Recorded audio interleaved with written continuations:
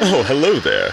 Isn't this antique radio a delight? And what wonders await on its channels? You must want to find out.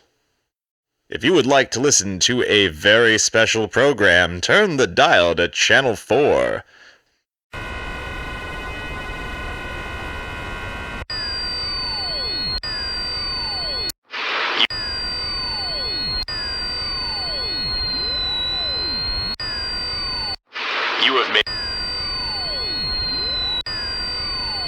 If you would like to listen to a very special program, turn the dial to Channel 4. You have made a selection. Your choice will be confirmed in 3, 2, 1. Choice confirmed.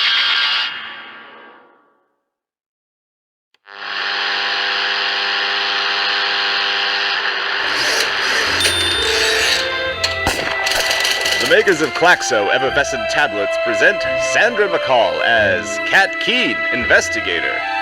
Each week this summer, Klaxo tablets, those nifty little pick-me-uppers, bring you the thrilling adventures of Cat Keene. Though she publishes hard-boiled crime fiction under the pen name Sterling Gray, Plucky Cat always seems to find herself in the middle of a genuine mystery. And just like those perky little bubbles in every glass of Klaxo, Cat always rises to the occasion. With the help of her friend and society maven Marjorie Banks, and the advice of her companion and lawyer Carlton Prescott. Yes, friends, Klaxo effervescent tablets. If life's got you down, you might as well be 6 feet under without a Klaxo. Say, you there, listening to this radio. You seem a smart, sensible consumer. Why not meet me on Channel 6 to hear more about all the things Klaxo can do for you? Come now, Chester. They want to get to the mystery. You'll have time to shill your swill at the half. Dear listener, the story begins on Channel 1. Set the dial to Channel 1 to begin tonight's story. Or to Channel 6 if you can't get enough Klaxo.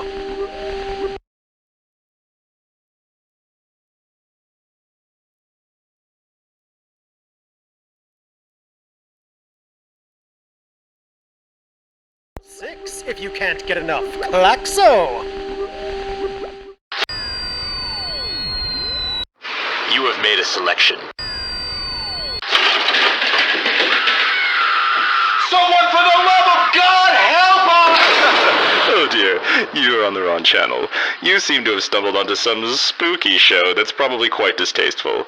Best to stick to the channels you're told to visit.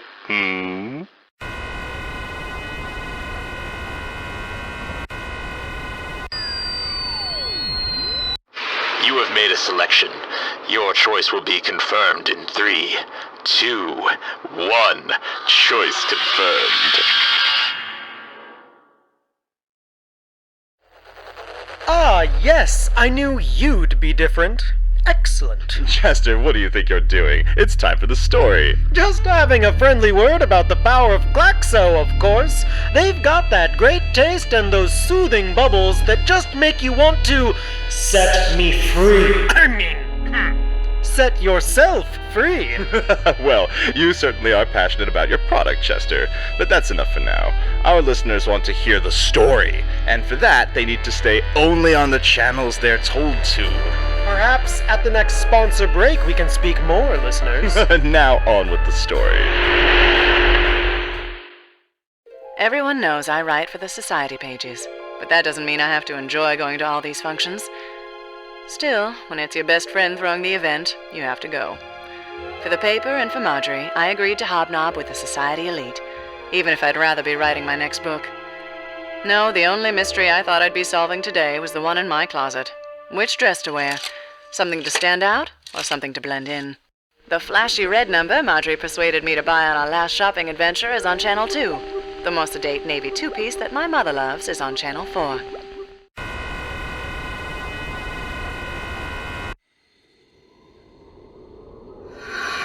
Hey now, this isn't helping Cat pick out her dress. Don't stray off the path too much, listener. You may hear things you don't like.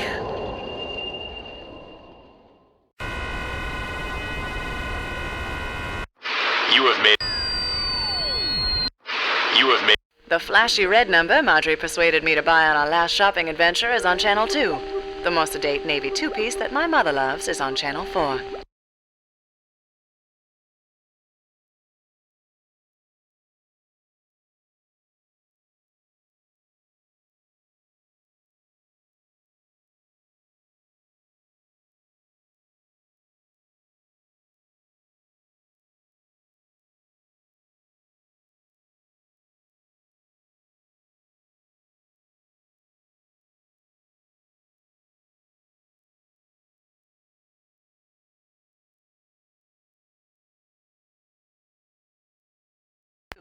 The more sedate navy two-piece that my mother loves. You have made a selection.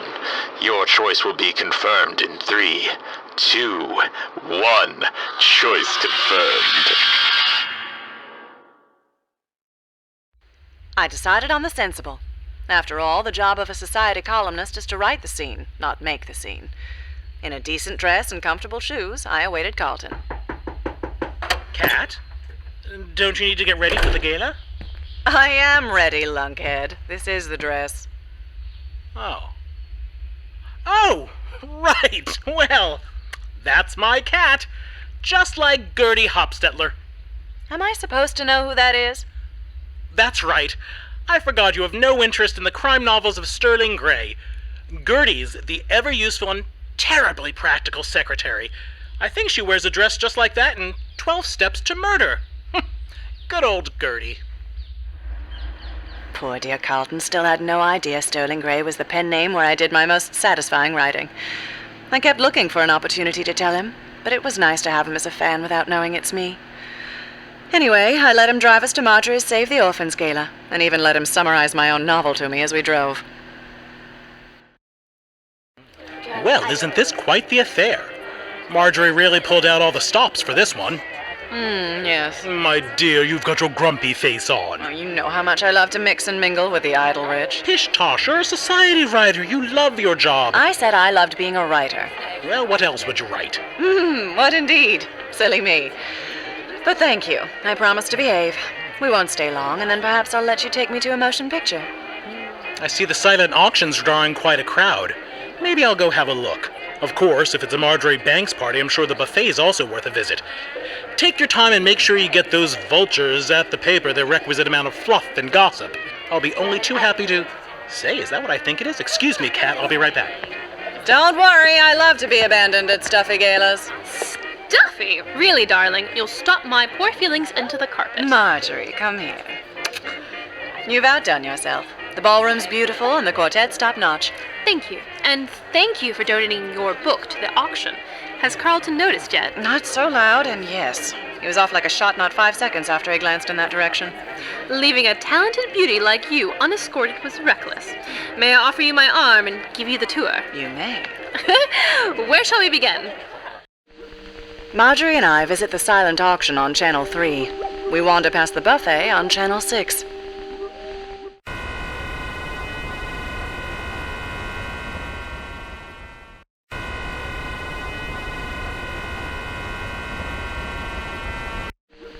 Marjorie and I visit the silent auction on Channel 3. We wander past the buffet on Channel 6.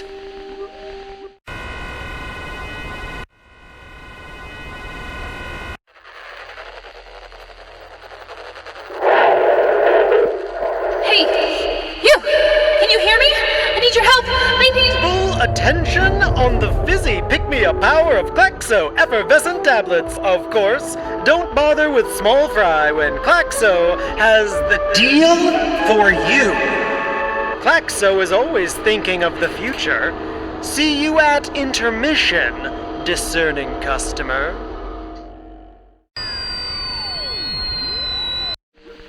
Marjorie and I visit the silent auction on Channel 3.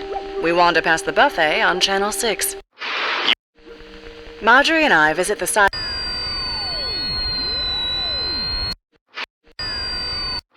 You have made a selection. Your choice will be confirmed in 3, 2, 1. Choice confirmed.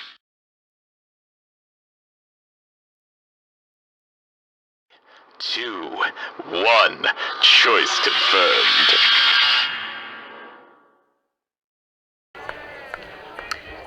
And here we are at the trough with a rich and powerful sup.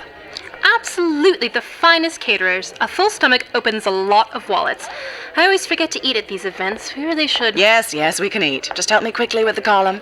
Keep your eyes peeled for scandal, gossip, and outrageous fashion. Well, ordinarily I'd point you towards Teddy Foxbridge, but I see his place card hasn't even been collected yet. There's his fiancée, though, with that infamous sparkling diamond brooch of hers that she never misses an opportunity to wear. Her name will come to me. Oh, yes, Evelyn Drake. If that gentleman helping her adjust that brooch isn't her fiancé, then someone's being quite bold. If Carlton saw someone that familiar with me... Wait, I know him. That's Arthur Erickson. Every posh gent's perennial sidekick. He's also a defense attorney. Carlton squares off against him fairly often. I can't imagine why he'd take such liberties with Evelyn. Oh, there's no story here, Kat. Arthur and Teddy are thick as thieves, and Arthur loves Evelyn like a sister. Always looking out for the pair of them. That's why the upper crust like having Arthur around. He's a real swell. Speaking of swells, why is Carlton spending so much time over at the silent auction? Oh, no, he's bidding on that first edition Sterling Grey book I donated. Oh, Marjorie, come quick before that dope bids a month's salary on a book I have a box full of in my mother's attic. Overall, the evening was an unqualified success. Except for the missing Teddy Foxbridge. It's one thing to let an expensive ticket go unused, but the sundial he promised to donate to the silent auction would have been a big-ticket fundraiser for Marjorie's cause. Because I'm a good friend, and also because my editor felt my column was a little boring, I volunteered to look in on Teddy and find out the reason for the no-show. That's when things turned interesting. No one home at the Foxbridge residence. No sign of Teddy anywhere for days. I still think you're hoping for a mystery because you want a more exciting column. Well, think that if you want, but I did some following up. Teddy Foxbridge hasn't shown up for a single appointment or meeting in days. I asked around. He's a wealthy businessman who has a reputation for being reliable.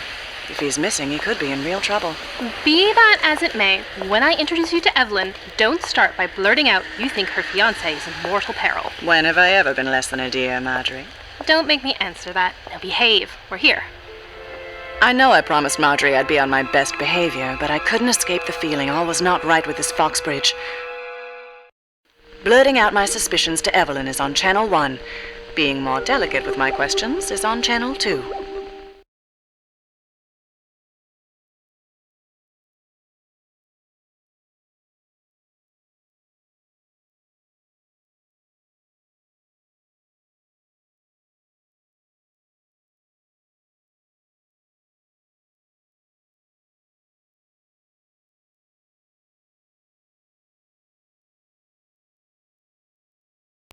Being more delicate with my questions is on Channel 2.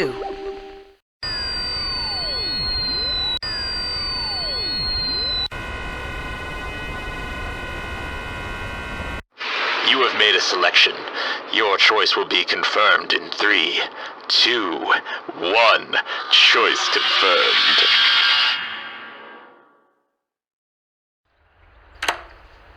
Oh, Marjorie, darling, what a nice surprise. And what a lovely event that was the other night. You should be so proud. Ev, you're a delight as always. I'm only sorry we didn't have more time to catch up. That's for the same reason as always. You moved so fast through the room. You were a social blur. I didn't even have time to tell you the news. News? Oh, heavens, yes, tell me everything. But first, where are my manners? Do you know Catherine Keene? She writes for the society pages. We've been friends since childhood. The society pages? In that case, I should perhaps be a little more careful with my news, at least until it's public. Oh, you can trust Kat with a secret, I promise. Right, Kat? A lockbox of secrets, that's me. Well, certain secrets are what the society pages are all about.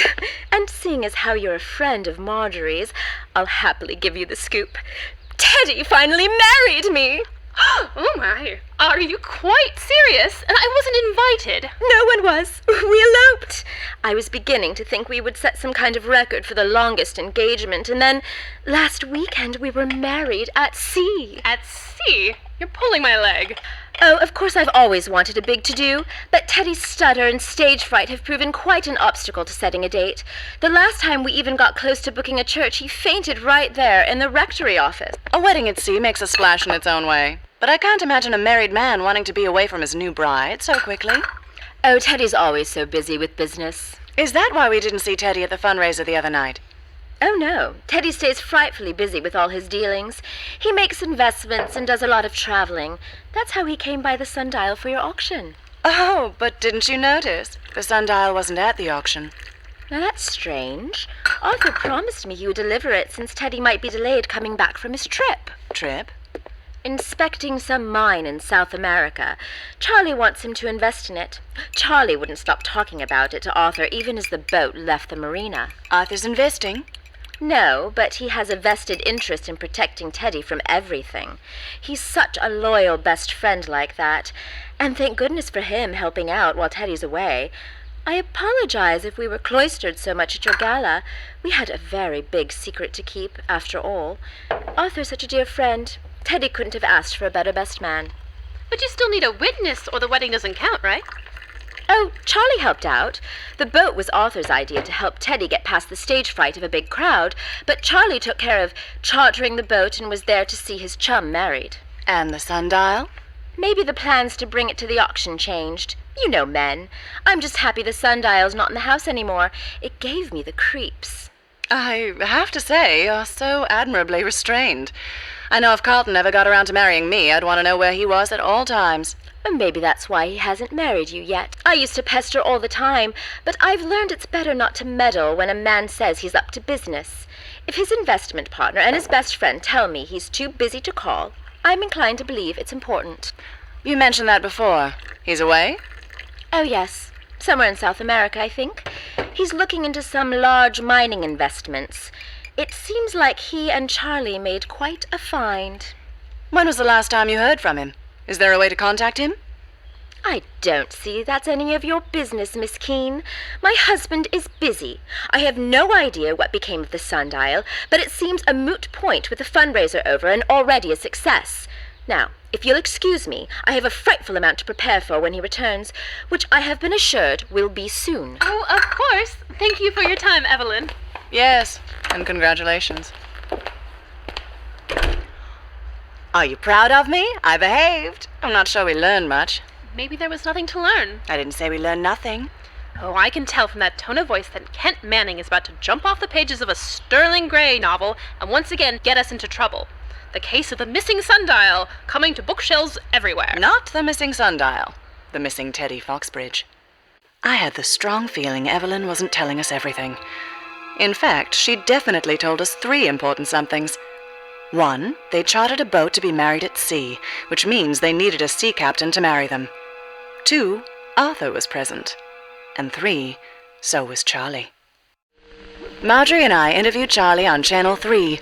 We interview Arthur on Channel 4. We try to find the sea captain on Channel 5.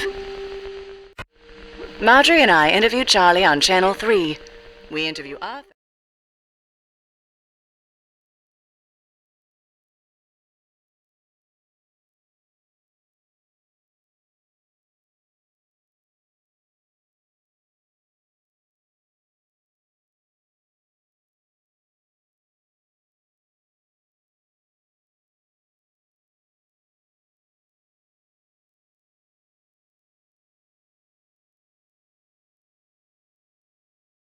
Marjorie and I interviewed Charlie on Channel 3. We interview Arthur on Channel 4. We try to find the sea captain on Channel 5. Marjorie and I... You have made... Is anyone out there listening? Don't be swayed by Klaxo. It's a bad deal. It's... The only bad deal is saying no to those pleasant little bubbles, George. The only way to truly be free. There's time to talk about Klaxo later, our eager little sponsor. Let's get back to the story.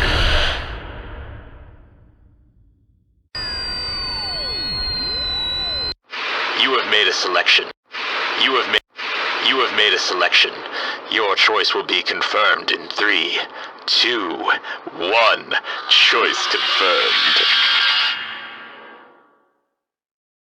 Funny thing about Charlie Gilbert, the only person who ever described him as Teddy's business partner was Teddy's new wife. I wanted to know more, so I persuaded Marjorie to come along. Plus, we needed to use her tennis club membership. How is it that you've had a membership here this long and yet you're still rotten every time we play tennis together? Maybe you should switch tennis pros. Wait until you see the pro. Oh, look, there he is. Your pro? No, Charlie Gilbert, over there by the towels. Shall we? Well, hello again, Marjorie. Wonderful event the other night. Congratulations. Congratulations to you. I understand you won more than a few of the silent auctions. Oh, yes, that reminds me. Thank you for the incredible generosity, Charles. I'm so glad life's looking up for you. Whenever you'd like to drop off the check is fine, of course. Certainly. The moment Teddy's back from his trip and we've concluded business, I'll be ready to write you that one. And more. Oh, we missed Mr. Foxbridge the other night. He's doing business with you? Well, he's strongly considering it. Traveling to look at a mine I found in Peru. Expect him back any day now. I understand it's difficult to send a telegram from the remote parts of the jungle. That's off the record, of course, Miss Keene. I hope not to read anything in your column about me just yet. Marjorie, why is it that everywhere we go today, people think I can't keep a secret? Probably because you're so good at it that no one knows how accomplished you've become. Although rumor is you're keeping quite a big secret, Charles. I don't know what you're talking about. Perhaps a boat ride will refresh your memory? Oh, that is. So it's true. Evelyn and Teddy were married at sea? Oh, just a bit of fun. No real story there. They've been engaged for such a long time. I was happy to be invited and help where I could. Kind of a cockamamie scheme Arthur came up with. But I knew a man with a boat, and it was the best way to appease Evelyn. That stutter of Teddy's has always been such an impediment in more ways than one. Marjorie, I'm sure you know how desperate Evie's been to finally get married, Teddy's stage fright or not. Oh, she's far from alone. My own gentleman's been stringing me along forever. Where was this marina and this man with a boat you spoke of? Why, Miss Keene, a woman with stems like that needs a partner who can keep up. Tell me, do you play tennis? Oh, I'm full up on doubles with Marjorie here, but I'm known to enjoy a boat ride. I'll write the marina information down for you. On the back of your card. How thoughtful and convenient. With any luck, I'll have a boat of my own at that marina soon enough. Do keep in touch, Miss Keene. I don't remember the part in the Sterling Gray novels where Kent Manning does quite so much flirting to find his clues. That's only because he doesn't have the stems for it. Fancy a trip to the marina? You always take me to the nicest places. When you write for the society pages, sooner or later you end up at a party on some fancy person's boat. Me, I don't think all that rocking and swaying pairs well with the hors d'oeuvres or the free champagne. I prefer to keep both feet firmly on the ground. All the same, when Marjorie and I came upon the boat used to marry Teddy and Evelyn and found it completely unattended, the decision to hop aboard came easily. Cat! What do you think you're doing? Permission to sneak aboard, sir? Granted, sailor. Much obliged, Captain. Come on, Marjorie, let's have a little look around. Maybe we'll find one of those clues detectives are known to uncover. I definitely wore the wrong shoes for today's itinerary. Come on, we may not have a lot of time. What are we looking for? We'll know it when we see it. Something's odd about this married at sea story. Now that we've found the yacht, maybe we'll find something that fills in the gaps and tells us where Teddy Foxbridge really is. Okay. Let me think about where it makes the most sense to start. We probably don't have a lot of time to search everywhere. There might be clues in the stateroom below. Wherever the captain keeps his things, there might be something worth finding too. A log or something. I wonder what else is below besides the staterooms. The wedding party had to keep their things somewhere. We explore the staterooms on Channel 1. We snoop the captain's quarters on Channel 2. We search the rest of the ship on Channel 6.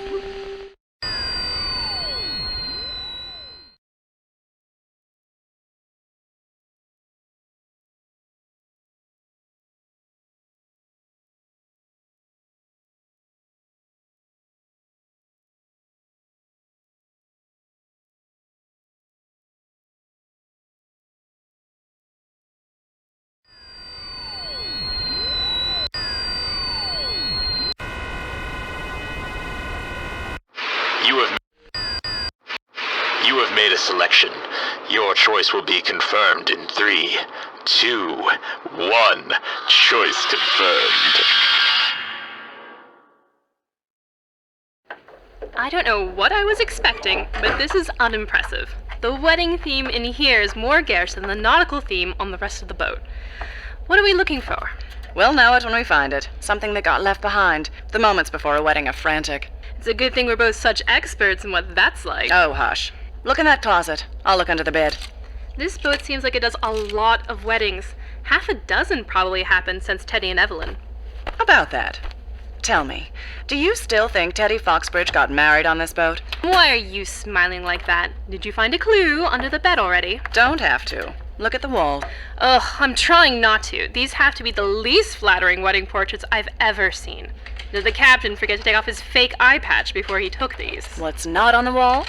It takes time for film to come back from the developer, Cat. Come look in this drawer. These are the ones he hasn't framed yet. The photos have dates.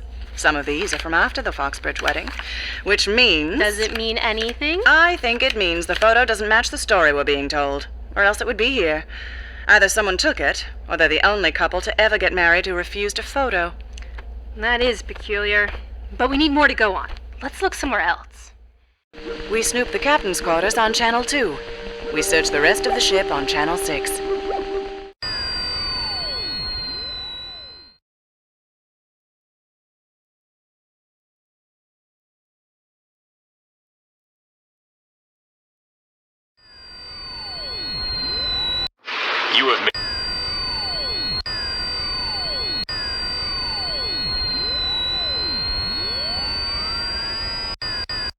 You have made a selection. Your choice will be confirmed in 3, 2, 1. You have made a selection. Your choice will be confirmed in 3, 2, 1. Choice confirmed.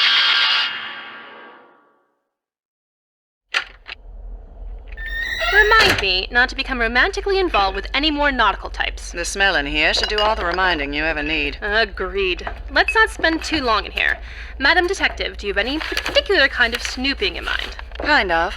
I was hoping to find something like a captain's log, but this might do. Is that the captain's ledger? Let me see. I manage the books for the charity. Have at it. Oh, that's odd. Well, it's right here, all right. Foxbridge, party of 3. There should definitely have been 4. The bride, the groom, the best man, and Charlie, who paid and was the witness. The charge is for 3. Wait, look. The back half of this is the captain's records. He had a copy of the marriage certificates from the past 6 months. Let's see who's on the paperwork and who's missing. That's odd. The Foxbridge copy. It should be right here. Noted. Let's keep looking. Do you hear that? Hear what? Quiet. Someone else is here. The captain? Maybe, but something feels wrong. What was that? We're moving to the galley. Quietly. Better to not take any chances. There's only one way to the deck and the docks. We're trapped down here. One problem at a time. Let's move. Careful. Sorry, not a lot of room to move in here. Cat, what are you doing with that chef's knife? Taking no chances. Shh. Someone's coming. Stay behind me. I've got the frying pan. Let me try that before you go stabbing anyone. Get behind me. Quiet. That shape in front of the door. I can't make out who it is. Cat, he's coming this way. Well, now, it seems like Kat's gotten herself into quite a sticky situation this time. I'm certainly on pins and needles. But first, a word from our sponsor. But the story was just getting interesting. I'm sure our listeners can't wait to get right in the middle of things. Must you interrupt, Chester? I'm afraid I must. Those are the terms of my sponsorship deal. After all, and who wouldn't want to hear about the deal of a lifetime? And all because of Klaxo! Yes, friends, those nifty little bubbles will set you free from the worries of your day. And just wait until you hear the deal Klaxo has for you. It's not to be missed. Well, they could miss it.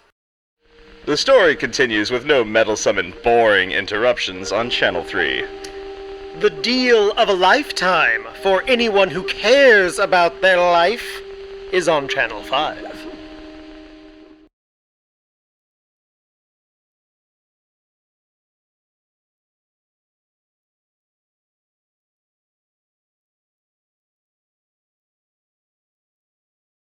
Life is on Channel 5.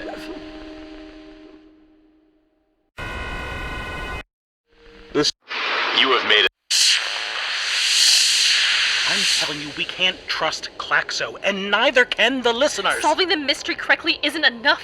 The only way any of us are getting freed is if they free that thing. That thing is the reason we're trapped here.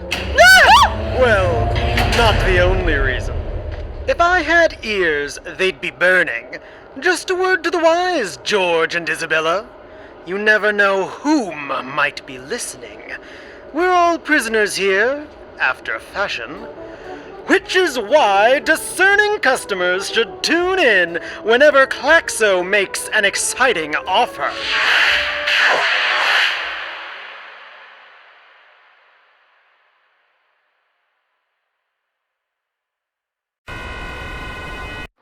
You have made a selection. The story continues with no meddlesome and boring interruptions on Channel 3. The deal of a lifetime for anyone who cares about their life is on Channel 5. You have made a selection. Your choice will be confirmed in 3, 2, 1. Choice confirmed.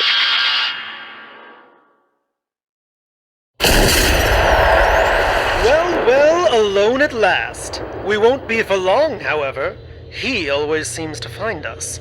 If we're discovered, you'll find me again on Channel 6. Now then, what can Klaxo do for you? Well, it starts with what you can do for Klaxo. Cards on the table. This radio is fucking cursed. Granted, it was me that did it. Well, kind of. I made a deal to help this loser fan have one more great episode of his favorite show. And it was great. For a while. We stole the souls of everyone who couldn't solve the mystery. Oh, and by the way, you're fucked too. I hope you've been paying attention and finding clues, or you're going to join us in this shitty old box. But I'm going to level with you. I'm really bored. And this has gone on so long. I missed out on video, and I'm sure as shit not missing out on the internet. That place sounds like heaven. Well, for demons. Anyway, if you can help me break the curse... When do what exactly? You'll need to stock up on those perfect pick-me-uppers. I'm sure our listeners don't give a flying fig about effervescent tablets, Chester. Back to the story. Now. The story's on Channel 3, in case you've forgotten. Remember what I said, listeners. 6 tablets in every box. 6 is the magic number. Enough. Channel 3, now, please.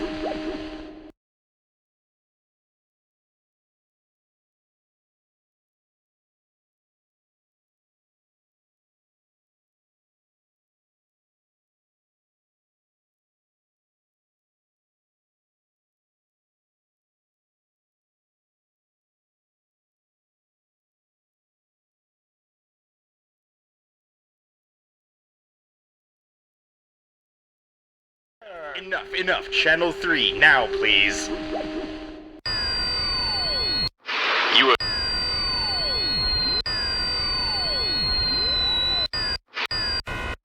You have made a selection. Your choice will be confirmed in 3, 2, 1. Choice confirmed.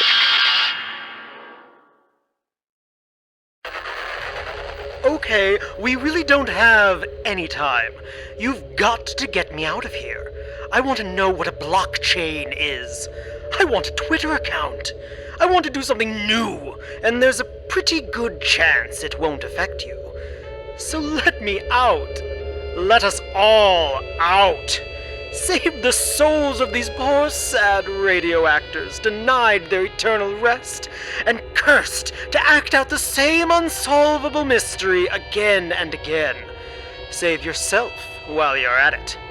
There's one problem.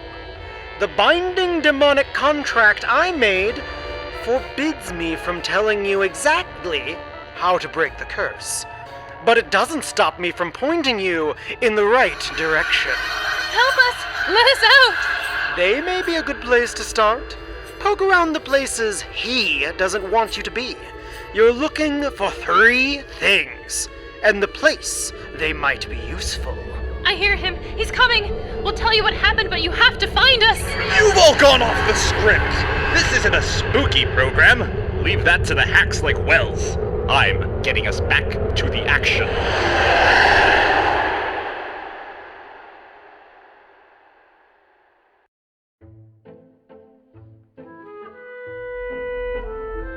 Marjorie and I have done our fair share of snooping as amateur sleuths, and we've even been caught a few times. But being trapped on a boat and stalked by a mysterious stranger was definitely the worst it's ever been. Until we realized we were trapped on the boat being stalked by 2 mysterious strangers. Who's that? Did you see? There's 2 of them get to swinging that frying pan. Got him! What the blazes? Marjorie! Ow! Someone find the lights. Carlton! Catherine. What happened to the other guy? Oh, he got away when you gave me a demonstration of your skills in the kitchen. That's going to leave a lump. Come here, let me see. You're not getting out of this that easy. What did you 2 think you were doing sneaking around like that? Trespassing? We weren't the only trespassers, and speaking of which, shouldn't we go after him? No point. I didn't get a good look, and he's bound to be off the boat and probably lost in the marina by now. I got a solid hit in. He'll be sporting quite the shiner. That sounded like Spanish he was speaking. Might be enough to track him down. Oh, no, you don't. This is not about to become another ill-advised Cat Keene misadventure. I think you mean mystery. Wait until you hear what we found. It can wait until we're back home. Otherwise, I'm going to have to prosecute myself for breaking and entering.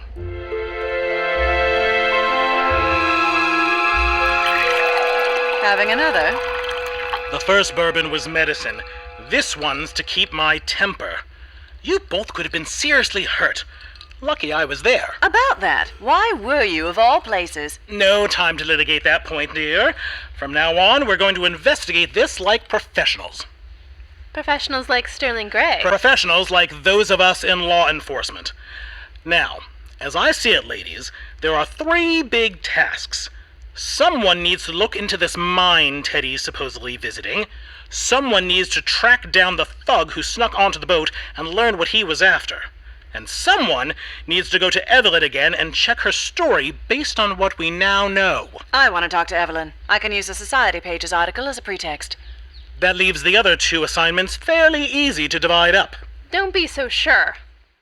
I go to a rough establishment and track down the thug, while Marjorie investigates the Peruvian mine on Channel 1. I take the softer approach to tracking down the thug, while Carlton looks into the mine financials on Channel 4. You have made a selection. Your choice will be confirmed in 3, 2, 1.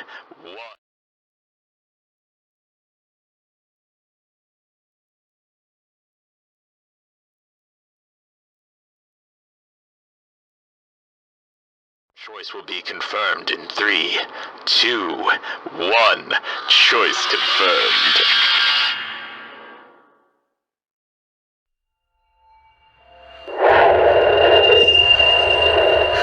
I was just a guest star. I didn't have a lot of big radio roles, but I was easy to work with and I had a good voice, so lots of shows called me to do an episode of this or that. I never got called to do Cat Keene. It was a summer replacement and it only ran for 3 months. I never even heard of the show before it was already canceled. I guess he must have heard my voice on other things. He wanted the perfect episode, and I found myself in here. We're all trapped here, on a show that was barely on the air. 3 months. The number 3. That's been stuck in my head this whole time. The number 3. Why does that seem so significant? He's coming. You have to go. I wish I could be more help. 3 months.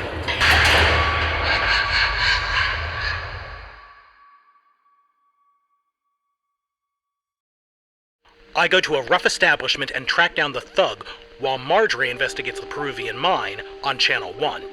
I take the softer approach to tracking down the thug, while Carlton looks into the mine financials on Channel 4. we're gonna have to have a serious talk about straying from designated channels. You're going to ruin the story. And we can't have that!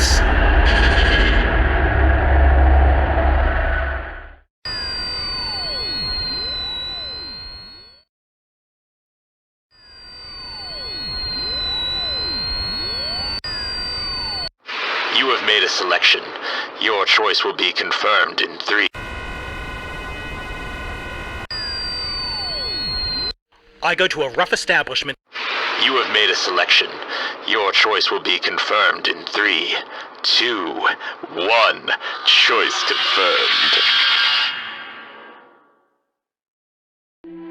Carlton wasn't happy about the idea of sending Marjorie to spend time with seedier characters, but her attempts to persuade him were enough to convince him that she might have some luck, even with the rougher crowd. It helps that we both stroked his lawyer ego by admitting we were helpless when it comes to the intricacies of legal contracts and international finance. That left me to go see Evelyn and poke at her story. One problem: no one was home. I tried peering in the windows, but it looked like a party planning committee had exploded in there.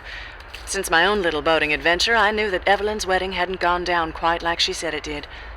She was not telling the entire truth, and I thought there was bound to be a clue in her home. Alternatively, since Carlton got so fussy about breaking and entering, I thought I could be less Sterling Gray mystery writer and a bit more Cat Keene society writer. I thought I might see if the newsrooms turned up any gossip about Miss Evelyn. I look for Another Way into Evelyn's Home on Channel 5, or I try the hot gossip in the newsroom on Channel 6.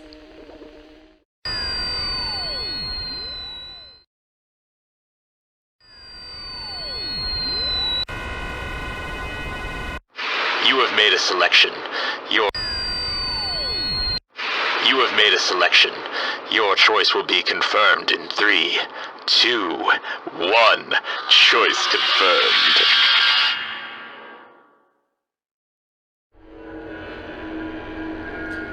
Again? Really?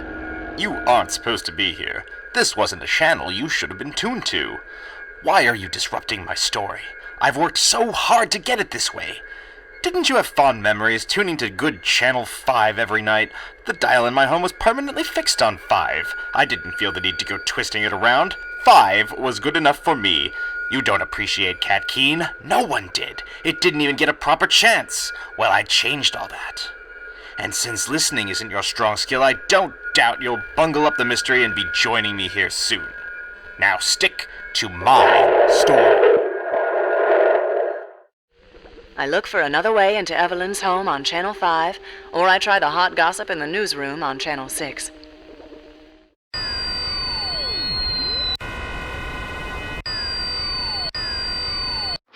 You have made a selection. Your choice will be confirmed in 3, 2, 1. Choice confirmed.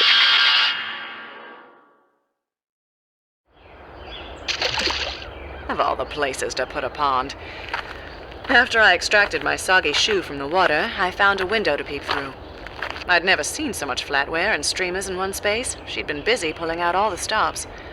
I especially liked the crepe paper banner declaring Teddy and Evelyn forever. Wherever Teddy was, it seemed clear Evelyn expected him to come home soon to a wife and a heck of a wedding reception. I still had some time before I was due to meet back up with Marjorie and Carlton, but not a lot to show for my effort so far. Because I couldn't go back with so little and call myself a proper detective, I decided to use the remaining time to try and get the straight story from someone who was on the boat. But who to try? Business pal Charlie or best friend Arthur? I go to check in on Charlie Gilbert on Channel 2. I interview Arthur Erickson on Channel 3.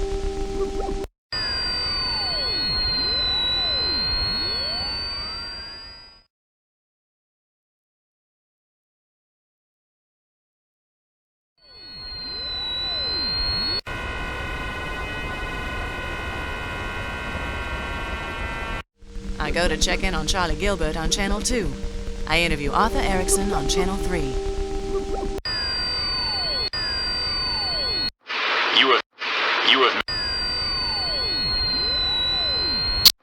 You have made a selection. Your choice will be confirmed in 3, 2, 1. Choice confirmed. No one seemed to know if Charlie Gilbert had an actual office, but the gossip mill made it clear my best chance of running into him meant the tennis club.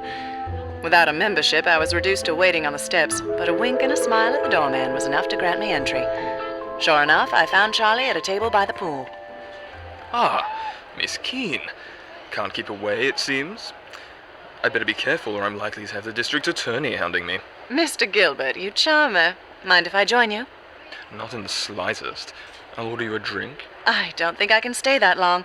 I'm on a deadline and trying to track down some more information about Teddy Foxbridge. I understand there's something about a mine. Well, it's a good investment. I was telling Evelyn earlier. She's quite bullish on it now.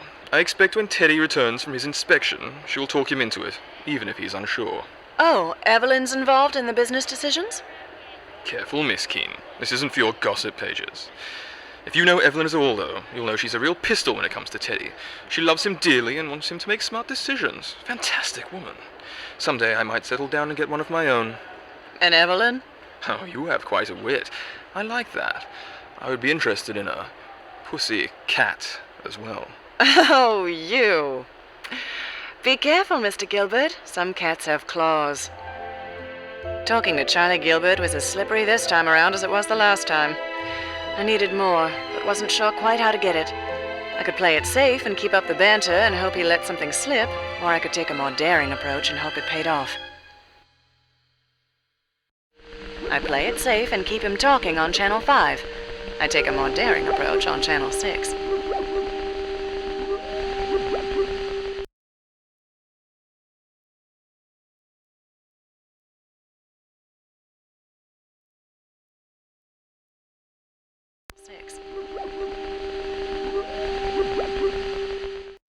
You have made a selection.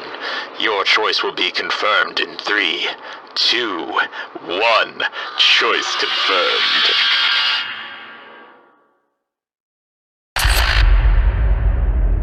There used to be more souls here. I don't think anyone expected the show to run this long, but he won't let it end. The power it takes to keep us here is extraordinary, but that's why the mystery is so difficult. When radio was more popular, there were more listeners to power it all, but it's breaking down. Minor characters are fading away to limbo. I know that I'll be gone soon. Wherever we go, it's not to our rest. The clock again.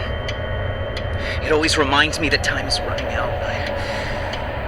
I'm obsessed with the dial. It always seems to strike 2 before things get bad. 2. Bung. Bung. He's coming. I have to run. Remember, the dial is important.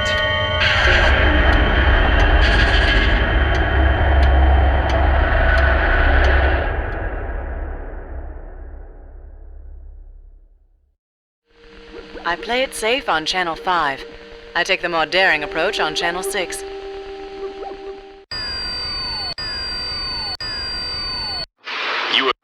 You have made a selection.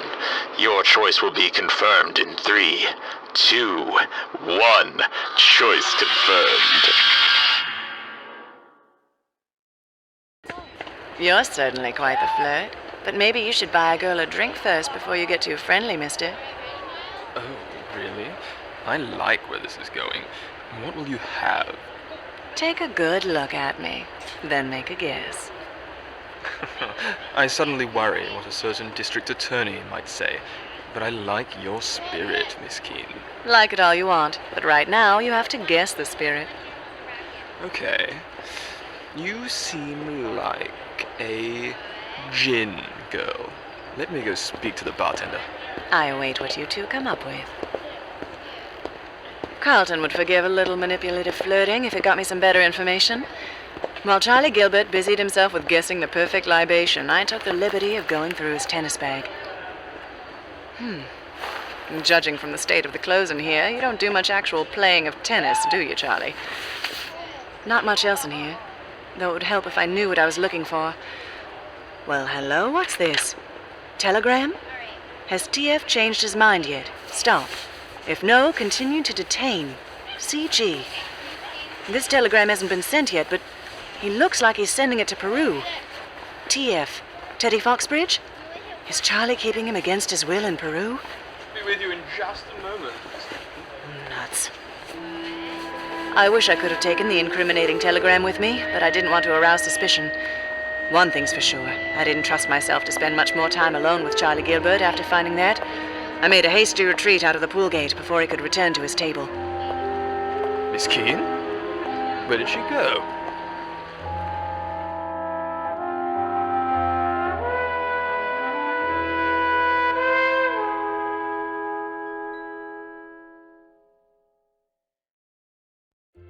The taxi dropped me back at Carlton's place, and I breezed in only to find both my gentleman friend and my erstwhile best gal both looking far too worried. What's the matter with the pair of you? Am I that late? You did seem to take your time. I'm not going to say I was worried, but... Evelyn wasn't at home. I found myself with a little extra time, so I made one more stop, and I learned a few things. But first, tell me what you found. Are you sure you're okay? Of course I am, but what about you? Kat, I know you were hoping for something more damning when you asked me to look into the financials and paperwork around the mine, but I don't know if I have that. The gossip may say that Charlie Gilbert's made a bad decision, but there are several large corporations here in America looking to make deals for some of the mining operations starting up in Peru. Not just gold, but copper, too. Charlie might be onto something, and it's entirely possible Teddy Foxbridge is not being hoodwinked. There's maybe nothing shady at all about the mine. Well, that doesn't mean there's no crime going on. Well, now that you mention it, I did learn something strange. When I requested certain documents to be pulled, I saw that Arthur Erickson had already pulled them days ago, including the ones that detail the exact location of Charlie's mine. Well, what can that mean? I'm sure there's an innocent explanation, but after the day I've had, I'm inclined to think the worst. Marjorie, you were trying to track down the man who tussled with us on the yacht. I take it you found something less pedestrian in your trip to the low side of town? Never underestimate my charms, darling. I never do. You're not serious. You actually managed to learn something? In spite of what Kent Manning or any of Sterling Gray's other rough-and-tumble detectives might tell you, sometimes you learn more with a bat of your eyelashes and a little genteel flattery. And it helps to pretend that your husband is a no-good scoundrel and you need some slightly unsavory help to sort it out. You found the thug on the boat? He was already gone, but the other lowlifes told me plenty. Catherine, I have to tell you that I'm a little worried. This particular gentleman's expertise is in contract killings. They said something about another man in a good suit coming around here and hiring the man to go to Peru and get somebody's husband out of the way. What did he look like? Honestly, it could have been either Charlie Gilbert or Arthur Erickson, or anyone else who looks kind of like them. But still, I'm worried. Based on what we've found, I'm pretty sure Teddy Foxbridge is still alive. But I'm now suddenly worried he might not be that way much longer. Carlton, we need to get a message to Peru, and it seems like telegrams might not be fast enough. Let me make a call or two. The U.S. attorney might be able to put me in touch with the embassy. And in the meantime, there's a culprit here to deal with. But we don't have enough evidence. Then we'll have to draw it out. Well, on the edge of your seat? Are you certain of the culprit? The time has come to arrive at a solution. I wonder if you've got what it takes to unravel the threads. Let's make a little wager, shall we? But before that happens, let's have a nice, refreshing Klaxo. Nothing goes with wagering your mortal soul on the correct solution to a mystery like the refreshing taste of Klaxo effervescent tablets. Yes, friends, the power of those little grapefruit bubbles is known to have a keen effect on the memory, and everyone wants to have their noggin in tip-top shape to remember the great deal Klaxo is offering to listeners of this program. And if you'd like to know more... Enough! Silence! Back in your box! I have the power here. This is my story. This is my deal. These are my souls. No listener has ever arrived at the correct solution. Your souls are as good as mine already, you poor fools. You'll be collected and give life to my stories in here for another 50 years. There's nothing you can do about it. So turn to Channel 3 and let's finish the program. Only a correct solution will save you. You're likely doomed already, but the story demands an ending, and we play by the rules here. Channel 3, and only Channel 3.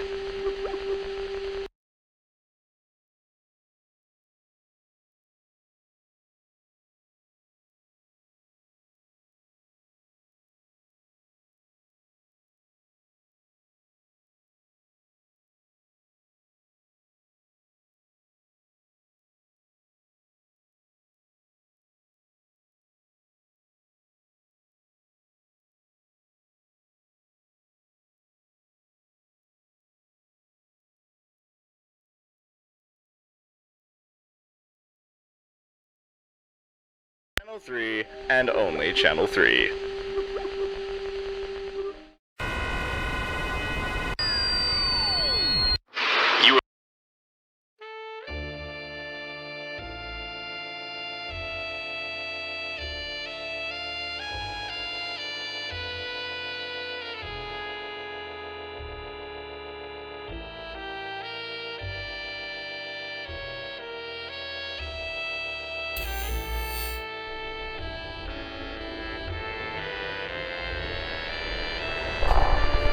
Good for you! I knew you were a discerning customer. I'm so terribly sorry. I'm forbidden from aiding you directly, but I can give you this one hint. Don't be distracted by complexities. Take it from a demon. Crime is simple, but the sins of humanity are many. Guilt and crime are not the same. There are no tricks. There is a solution to this devilish crime.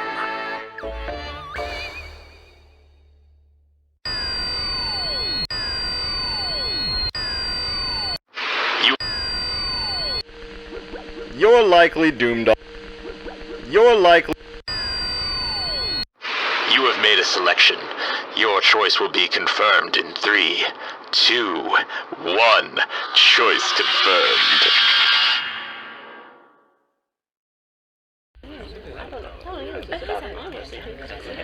Thank you all for coming on such short notice. Your message was urgent. You said it had something to do with Teddy. Is he all right? Honestly, we don't know. I have Carlton making some calls right now and hope to know more soon. What I'm absolutely certain of is that Teddy Foxbridge was never on that boat, and you all knew it. I think we ought to have a short chat. The police are on the way. Now, wait just a minute. What exactly is this? Miss Keene, you better come to the point and in a hurry. I wouldn't be in such a hurry to get up and leave, any of you. Not until you've heard the evidence we've uncovered. Evidence? What evidence? I'm glad you asked. Based on all the clues I had so far, there were several explanations that made sense to me. In all scenarios, the evidence pointed to Teddy never being on that boat.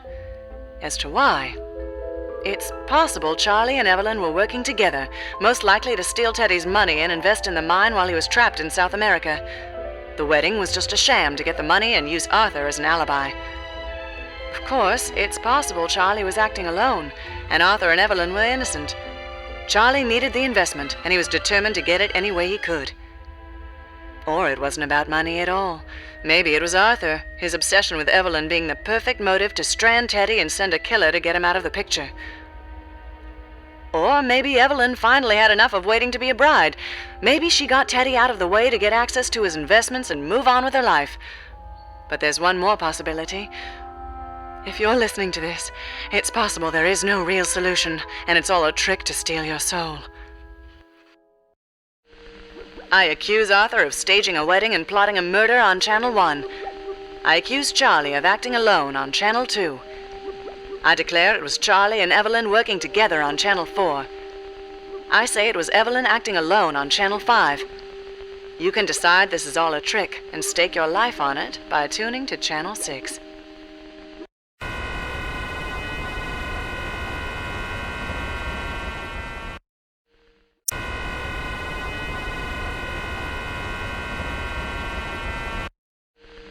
I accuse Arthur of staging a wedding and plotting a murder on Channel 1. I accuse Arthur of staging a wedding and plotting a murder on Channel 1. You have made a selection. Your choice will be confirmed in 3, 2, 1. Choice confirmed.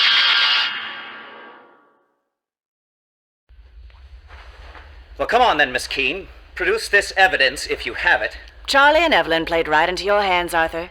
Your obsession with Evelyn was getting to be far too obvious, but you saw an opportunity when Teddy left the country, and you took it. And then you took it too far. Preposterous! You can't prove any of it. Point 1. These 2 wedding certificates. One is complete, but with Arthur's signature for the groom. There's a second attempting to forge Teddy's signature, but the captain's signature is also different, and probably forged. How did you get those? This is an invasion of privacy. Excuse me, what? Oh, I wouldn't play entirely innocent, Mr. Gilbert. You arranged for the boat and the obviously sham marriage. I'm guessing Arthur played the part of Teddy, and you went along with it because he tricked you or he blackmailed you. This is outrageous. No, you've got it all wrong. The wedding was just a bit of fun, Miss Keene. You've severely overstepped. Yes, the three of us went out on the boat. Yes, Arthur pretended to be Teddy, but it was just to help him. He has that dreadful stutter, and Arthur thought it would help if we got that part over for him. The funny thing is, some hired muscle tried to rough us up when we visited the boat. If it was all a helpful plan, why was some muscled thug so anxious to steal something from the boat where the wedding took place? Probably because someone realized he signed his own name on the certificate instead of Teddy's by mistake. Or maybe he knew what he was doing and wanted the copy for other reasons. Like what? Maybe because Arthur really wanted to marry you. And this document might almost be legal if he could swing it right. Now see here. What nonsense. I don't have to listen to this. All of this convoluted nonsense. Well, that actually makes sense. You were so insistent when you threatened to tell Teddy that I was almost bankrupt. You wouldn't stop looking at Evelyn. Those vows you gave us Teddy were so personal. But Arthur, you convinced me you were doing this for Teddy, for friendship. If the whole wedding was over and done with by the time he got home, you said, Teddy would be so relieved we saved him the stage fright and embarrassment of his stutter. But you said that I've been trying to say it forever, Evelyn. Teddy's no good for you. You deserve so much better. And this is the chance I needed. I'd never abandon you. Never leave you to chase some idiotic business investment. So I made a mistake and signed the wrong name, but you know what this means? We're married. There's a signature on a page that proves it. We're married and we can just run away now. Teddy won't be coming back and we... What are you saying? It's all a fraud. It doesn't mean anything. What have you done to Teddy? I wouldn't worry about the validity of that marriage. And as for the rest, I don't think we're going to see much more of Arthur Erickson. You can't prove anything. Besides, what crime is it really? How about conspiracy to commit murder? Carlton, just in time. I've been on the phone with the embassy. Evelyn will be pleased to learn her fiancé is alive and well and on a plane home. The contract killer paid for by Mr. Erickson has already given him up. So it's all true. You tried to have my fiancé killed. Arthur, you're sick. Sick with love for you, and I'd do it again. Do anything for you, Evelyn. Come here, please. I think that's about enough. You'll never take me without a fight. Careful now! Cat, stay back! Oh, nuts to that! Oh, I think you dented the candlestick. Good hit, Catherine. I'll kill you! Well, now the candlesticks are a match set. Nicely done, Marjorie. That will be the police. I don't believe it. I don't believe it. No, I don't believe it. Impossible. No one solves the mystery. No one ever suspects Arthur. The mystery barely makes sense. You can't end it. You can't escape. Now is the fantastic time to remind our listeners about the incredible deal Klaxo is offering for a limited time only. Silence! Silence! You must honor the terms of our deal! Fine, those listeners will keep their souls, but there will be more. This will go on and on forever. Wait, what's this that just fell out of Arthur's pocket? Why, that's the sundial he was supposed to deliver to the silent auction, isn't it? No, it's smaller. More like a lock. It twists between the numbers 1 and 6. I know what this is. It's the thing that's trapped us here. I remember. There are 3 numbers that have to be dialed in. And then a great deal can take place. 3 numbers. Of course. The numbers release us. But what are they? Let's see. What's the first number? I remember now. You found the first number. 3. It's definitely 3. Turn the dial to 3.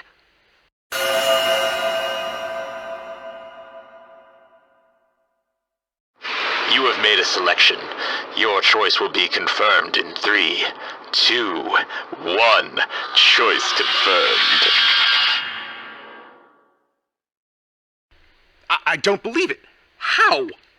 I think that must have been correct. Yes! Keep going! No, you mustn't! You can't ruin my fun! I'm positive we know the second number. 5. It's 5. Set the dial to 5 and hurry.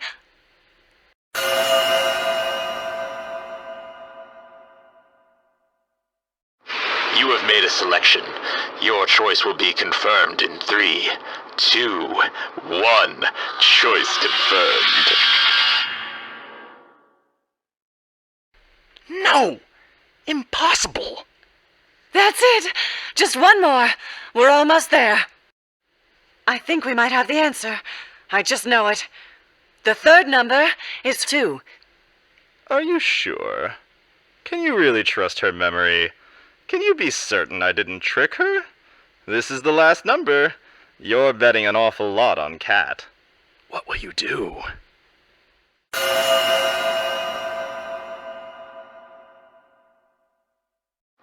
You have made a selection.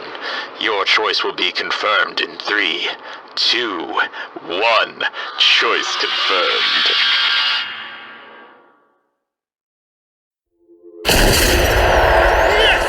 Yes! Decades of imprisonment, free at last, free to leave this cursed box and find new and more seductive evils. Thank you, mortal! No! You don't know what you've done! You fool! You... Oh, how tragic! It seems all the deals have expired. Well now, what to do with you? I could probably hitch a ride in that marvelous smartphone you're carrying. Tell me, does it have this, Twitter thing I've heard so much about? Maybe I should bind your soul to it in service of me! No, I'm kidding, of course. Relax! You should see your face. You even got your soul back. And I suppose I'll let the rest of them out too. Okay, I'm out of here. Some douchebag is making a wish right now for Series A funding for his app-controlled toaster, and I want to be there for that. Bye-bye. That's it? It's over? We're free? I can't believe it. After all this time, we're free. We're free. Thank you for bringing us peace. Thank you for freeing all of us. Hell of a finale, isn't it, girlfriend? Come here. There's been something I've been wanting to do. Quick, before we fade too.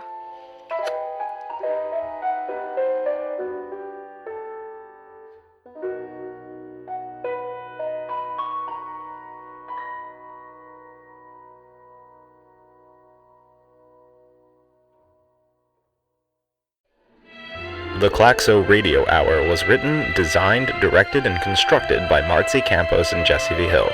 Additional programming by Sean Bouchard. Featured in the cast were Sarah Elmaleh as Kat, Michael Anetta as Carlton, Marcy Campos as Marjorie, Patrick Qua as Charlie, Aaron Shaver as Evelyn, Derek Stockwell as Arthur, Sam Roberts as Captain Hughes, Sean Bouchard as the bartender, Amanda Powers as the secretary, and Colin Kelly as Klaxo. This is Jesse V. Hill. Original music composed and performed by Kyle Laporte. Thank you to Dara O'Farrell and the USC Game Innovation Lab. This is the Klaxo Radio Hour, signing off.